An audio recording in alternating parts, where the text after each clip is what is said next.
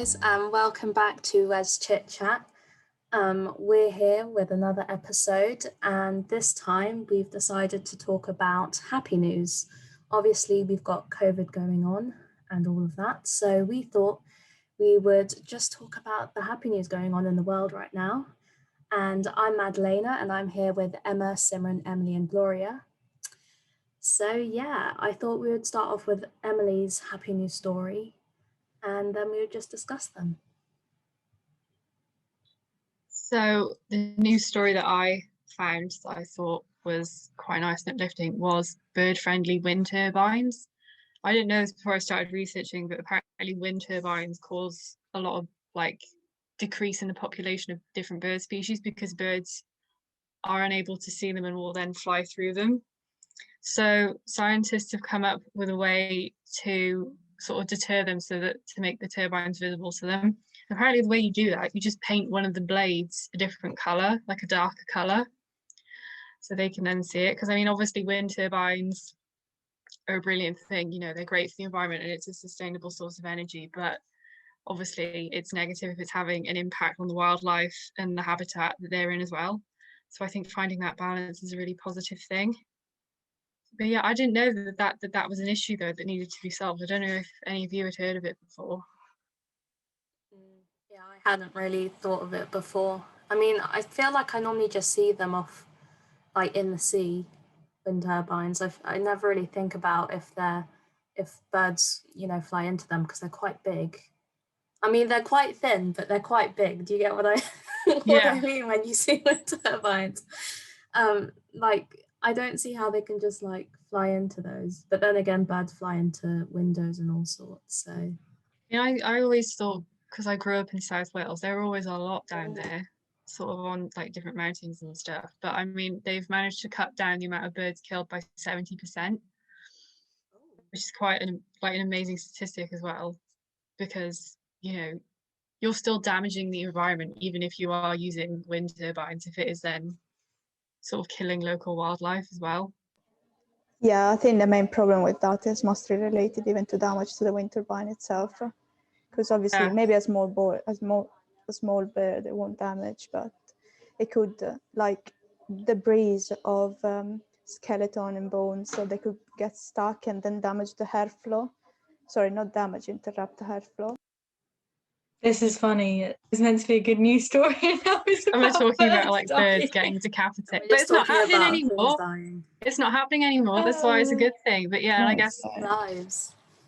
No, they actually really used to do something similar with planes, and like in the turbine they used to do chicken tests. So they literally launch a chicken like maybe 60 miles per hour at the turbine, and then it would be like, can the turbine handle the chicken, or would there be damage? Like, is it enough to still be able to land the plane? And it was like a level of certification. So if they could do it, then yeah, it would be great. But if they can't, but then obviously these were live chickens. They don't do it now, similar to the birds. So I suppose that's a good thing. Yeah, because like a wind turbine wind is only supposed to pass through it, not something sort of more solid. So that's another consideration as well. So yeah, I think the main thing is just glad that no more birds are getting sort of slaughtered flying through wind turbines. Yeah. It's like the balance between, you know, green energy and being sustainable, but also not trying to kill the wildlife around. Well, yeah, and trying not to disrupt it. You're interfering with sort of nature at that point, so you have to strike the balance and try and not encroach too much. Yeah, I think, Gloria, do you have a good news story? I do. Mine's a little different. Mine's actually about the World Trade Organization. And recently the first female chairwoman was just nominated, which is pretty cool, because not only is she female, but she's a minority ethnic. Her name, I'm going to say her name. She's Nigerian, so I should be able to say it right. However, I'm going to completely butcher it, so I'm going to apologise in advance. But it's Ngozi Okonjo-Iweala. And she applied to actually be a candidate months before, and the Trump's administration rejected her. However, the World Trade Organization's 164 members unanimously selected her to lead the organization. So it's pretty cool because she's sort of the middle point for different nations all over the world, and it's nice to see a minority ethnic female, so someone who's like completely been marginalized, like on top now. And I think, yeah, that's a bit of good news, because it's sort of hope for the future that a good positive change can come. That's crazy as well that she got voted in unanimously, because then I guess that dispels any like comments that are absolutely untrue that she only got the position because she's like the diversity hire. If like everyone yeah voted her, which is crazy also because the World Trade Organization's been around since 1995, and this is the first time there's ever been a female. So the fact that it's like completely shifted as well is pretty decent. Yeah, that's so cool as well. And it's a great role model for kids as well, hearing about it, especially sort of from ethnic minority backgrounds as well. Yeah, I was just going to say the same as you guys. That's actually really cool. Yeah, I don't know what you're thinking. Oh no, you can speak. I don't mind. No, I was going to say, yeah, that's really cool. That's a very cool piece of good news. Very different to the bird story. Very different. It's still really cool. Definitely. I know, I don't know like what to say about it apart from the fact that it is just really Power cool. to women. Really. Go us. Yeah, I guess this ties into what is it? Women. Who we are as a society. What's the day? What's the day that's coming up? International Women's Day. International Women's Day. Yeah, kind of ties in with that. Forgot the name of it. In a way, though, I guess it's like disappointing that, you know, since 1995, this is the first woman that's sort of had the top job. Because if you think about it, that really isn't that long ago in the grand scheme of things. So I get there's that way of looking at it, but I think it's just a really positive thing that it's happening now. Yeah, it shouldn't be now. It should have been earlier, but you know, at least we're getting there. Yeah, hopefully it'll be a good catalyst for like other things and other like women and minority ethnics leading in positions, whether it's like in the WTO or like other organizations and things like that. And yeah, it's quite like a position that loads of different people will see from different like continents. So hopefully it's like a global message rather than it just being the UK or like France or like the US or something like that. So yeah, should be a good shift. Yeah, especially being a woman. Positive. Being a woman from Nigeria is really amazing, I think. And I can't hear you, Maddie, unfortunately. I can't hear you either. Can you not hear me again? Now we can. Now we can. I was just saying, and it's really amazing that it's a woman from Nigeria as well. Really inspiring, and also, you know, the more women that we have in higher up roles, the more chances we have to be promoted upwards as well, which I think is great. Yeah, 100. Wait, so is the World Trade Organization based in America, but so she was from Nigeria, or she was American Nigerian? No, she's Nigerian. So I think the World Trade Organization. Yeah, like it's like they have leaders from all different nations all over the world, and they'll have meetings to discuss big political issues. But the person chairing all those meetings is Nigerian. It's not just like an American organization. Yeah. Cool. That's cool. Yeah, because it's world trade, so I was wondering why is it America? Right, it's your news stories up next. Me? Yeah, it's you. Okay, right. I didn't hear who you said, but me. Okay, so my good news story, which was actually released on March the 2nd, so yesterday.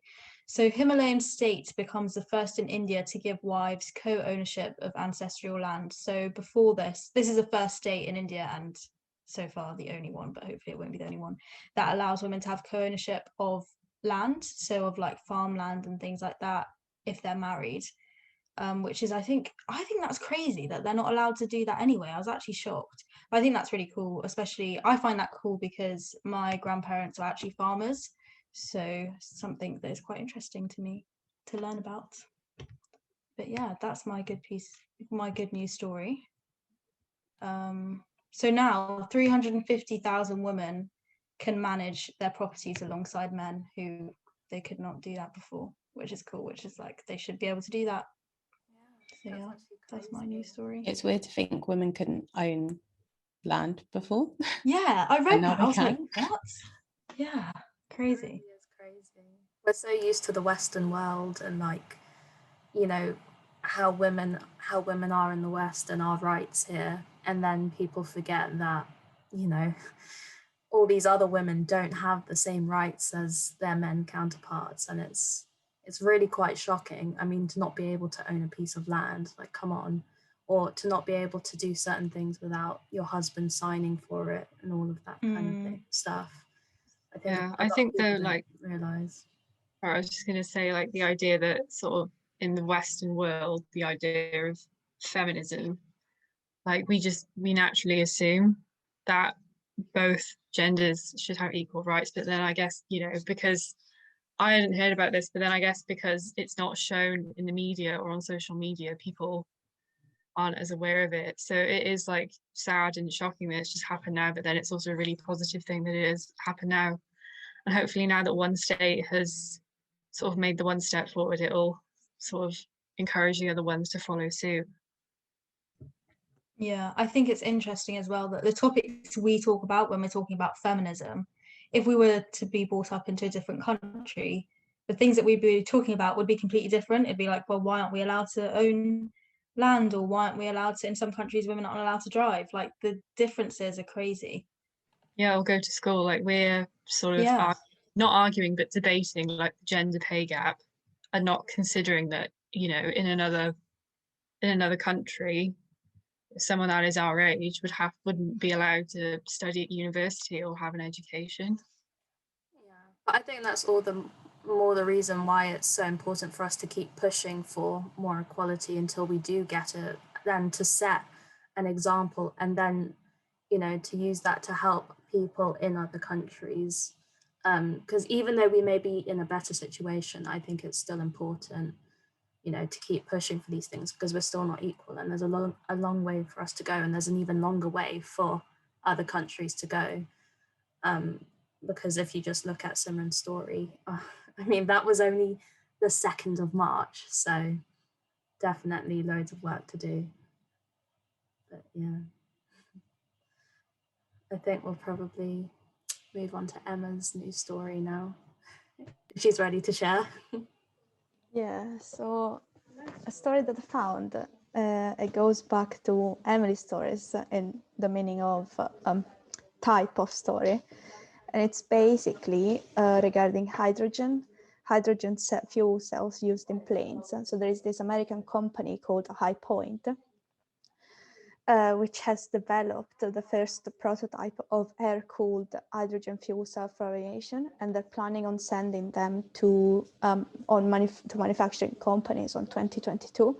And what makes this different from other fuel cells that maybe were already being developed is that basically it's air-cooled, so it's a high-temperature fuel cell that uses air to cool the cell, but at the same time to provide supply oxygen. And this makes it lighter, because usually before they were cooled by liquid, and obviously the weight, like density of the fluid is different, so the weight is different. And this makes them lighter. Making them lighter, they can travel faster. Sorry, not faster. Okay, they could travel faster, but they can travel for longer periods of times, and they could be more economical, viable than other prototypes.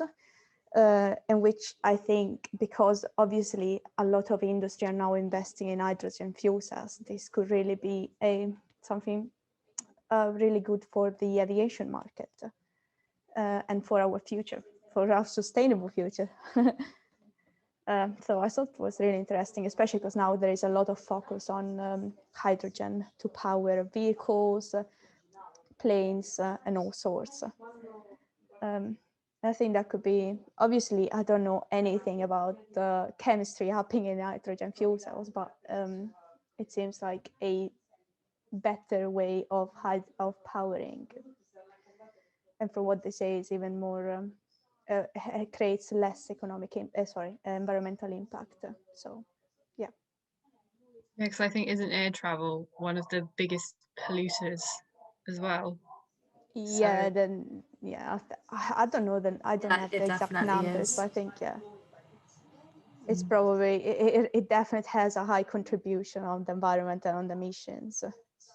it's really like uplifting and inspiring, especially for, well, I mean, everyone should be concerned, but people that are concerned about the state of the environment and the way that it's going is, it's really encouraging, because I thought that, that technology would be at least, I don't know, we'd have to wait another 10 years. But it's a nice thought that maybe people are being proactive to trying to do something about the pollution. Definitely. And I think there has been a lot of talk over the years in, using hydrogen, but the only thing has been, how dangerous it is to use. And it's really great to see that they're finding solutions now, which is really great, and hopefully can be implemented in, more in industry in the coming years, which is really great. But yeah. I don't know if anyone else has comments on that story. But if not, I can move on to mine. I don't mind. Oh, might as well.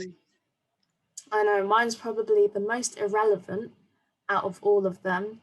It's not really like huge news. I just thought it was really cool.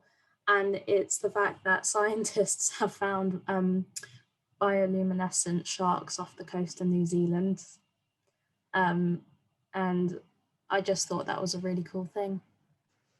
Should make a Disney film about that, glow in the dark. I know. Actually, when I read that story, I was like, oh my God, this is like in like Life of Pi, the way that, there's that scene with that giant whale and it's like bioluminescent. I was like, this is the real life of Pi. God, that was a lot in one sentence. But yeah, that's the first thing. That's such a good movie. I know. Bioluminescent. Is there pictures of it, Maddie, when you search for that? Yeah. Oh God, my background's up. That's cool. But it's literally a glow in the dark I'm gonna shark. search it after.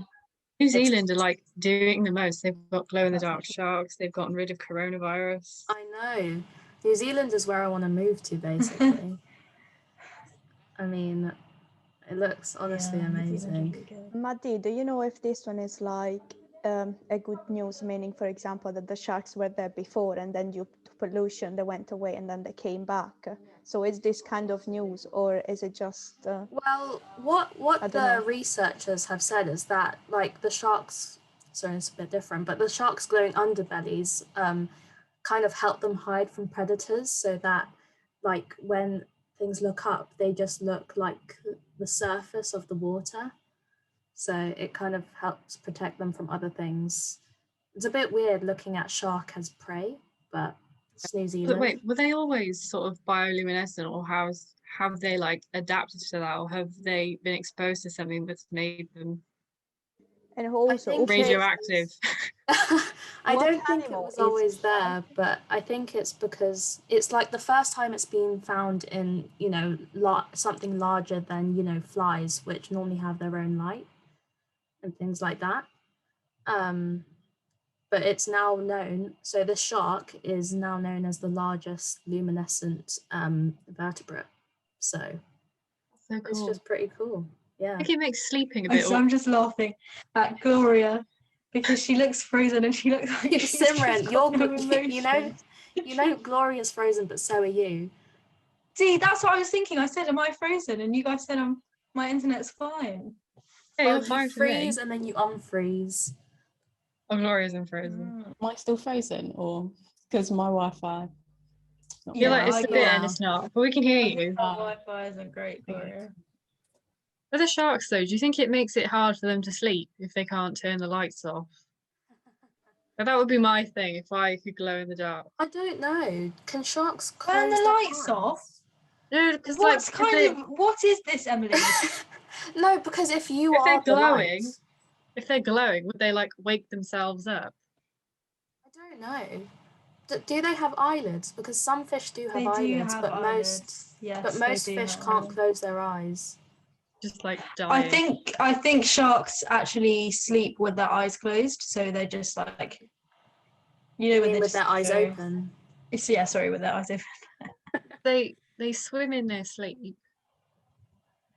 Yeah, they do. That's such a weird thing to think of. Imagine doing exercise in your sleep.